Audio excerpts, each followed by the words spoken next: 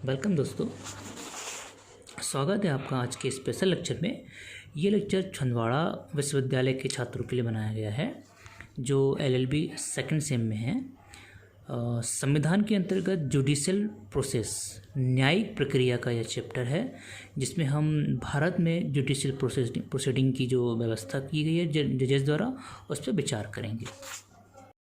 न्यायिक प्रक्रिया का अर्थ, न्यायिक प्रक्रिया से आशय उस प्रक्रिया से है जिसमें न्याय प्रदान किया जाता है। इस प्रक्रिया के माध्यम से किसी एक व्यक्ति को नहीं वरन समाज को न्याय प्रदान किया जाता है। न्यायिक प्रक्रिया ने समाज में व्याप्त बुराइयों को दूर करने का प्रयास किया है, जिसमें न्यायालयों ने समय समय पर महत्वपूर्ण निर्णय दिए हैं। वे निर्णय निम्नलिखित बिंदुओं में हैं। सबसे पहले, कुरीतियों को दूर करने के लिए सुप्रीम कोर्ट ने प्रयास किए। इस संबंध में लता सिंह बनाम उत्तर प्रदेश राज्य का मामला बहुत महत्वपूर्ण है। प्रस्तुत मामले में एक पिटिशनर जो 27 साल की लड़की थी, जो अपने पिता की मृत्यु के उपरांत अपने भाई के साथ रह रही थी, एक दिन स्वेच्छा से उसने भाई का घर त्याग दिया और आर्य समाज में ब्रह्मदत्त गुप्ता नामक व्यक्ति से विवाह कर लिया।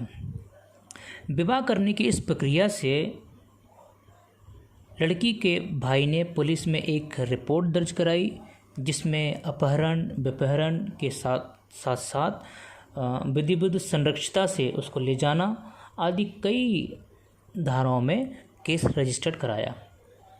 पुलिस ने उस व्यक्ति को गिरफ्तार किया और मजिस्ट्रेट के न्यायालय में प्रस्तुत कर दिया।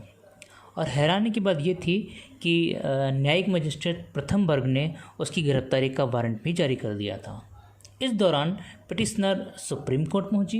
सुप्रीम कोर्ट में उसने कहा कि वह बालिग है और उसका जो विवाह है वह पूर्ण सहमति से किया गया है। सुप्रीम कोर्ट ने इस गंभीरता को ध्यान में लेते हुए निर्णय दिया कि बेवजह किसी भी व्यक्ति को सताया नहीं जाए और उनको प्रोटेक्शन प्रदान किया जाए। और मजिस्ट्रेट के मामले में जो आपराधिक मामला चल रहा था उसको सुप्रीम कोर्ट ने खारिज कर दिया और आर्टिकल 21 के तहत उनको स्वतंत्रता का अधिकार प्रदान किया। इसके पश्चात बुराई को दूर करने में एक अन्य मामला सुरजीत सिंह थिंड बनाम जीत कौर का मामला बहुत उल्लेखनीय है। इस मामले में पंजाब और हरियाणा के छोटे छोटे गाँवों में एक कुरीतियाँ चल रही थीं।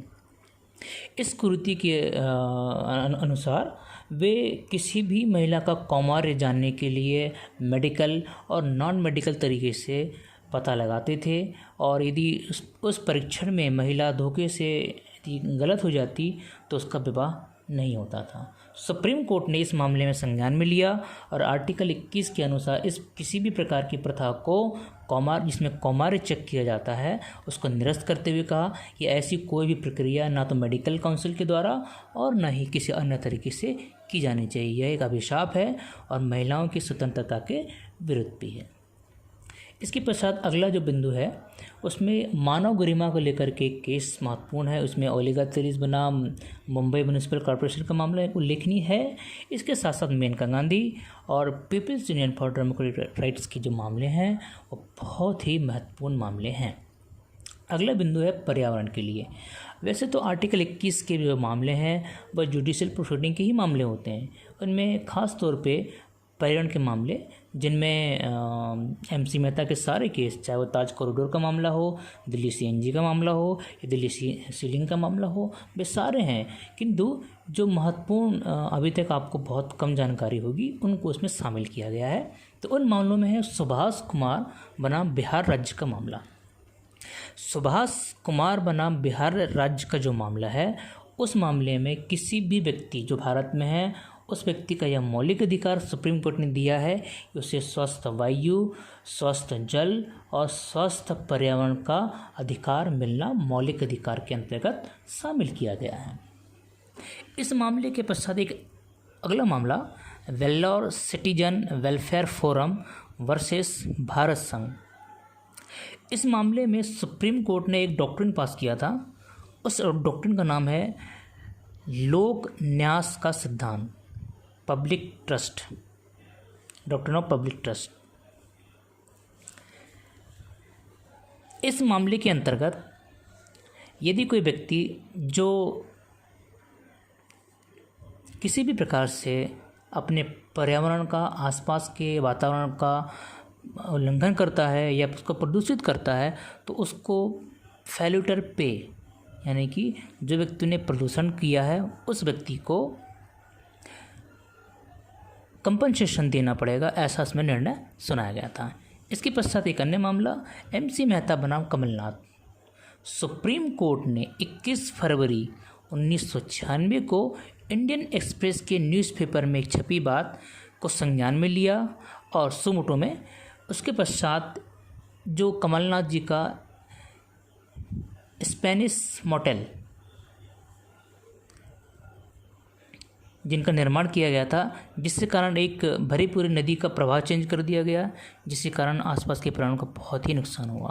तो इस सिद्धांत को अनुसरण करते हुए सुप्रीम कोर्ट ने एक डॉक्ट्रिन पारित किया, जिसके अनुसार केंद्र सरकार को अब यह अधिकार मिल गया था कि वे शक्तिशाली मल्टीनेशनल कंपनियां जिनके विरुद्ध व्यक्ति लड़ नहीं सकते हैं, जो अक्षम होते हैं, चाहे वो बायोमेंटल हो, चाहे फिजिकली हो, या आर्थिक रूप से तंग होते हैं, उन व्यक्ति की तरफ से न्यायालय में सरकार खड़ी होगी और वह पैरवी करेगी।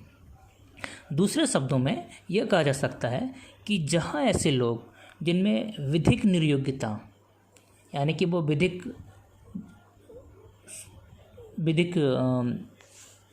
सहायता ले नहीं सकते हैं, उनको उनके संप्रभु अर्थात सरकारें, चाहे राज्य सरकारें हों चाहे केंद्र सरकारें हों, संरक्षक के रूप में सामने आएंगी और उनकी तरफ से ही जो भी खर्चा होगा उस खर्चे सहित उनका केस लड़ेगी। In the judicial process, tools and techniques are very important. The Supreme Court used the following tools and techniques. Number 1, Article 32, in which issuing different type of writs like habeas corpus, mandamus, certiorari, prohibition, and the writ of quo warranto. Second technique, Article 226. In this, the High Courts or the states has been empowered to issue writs. The High Court also has the right to issue the same writs as the Supreme Court. Cases: L.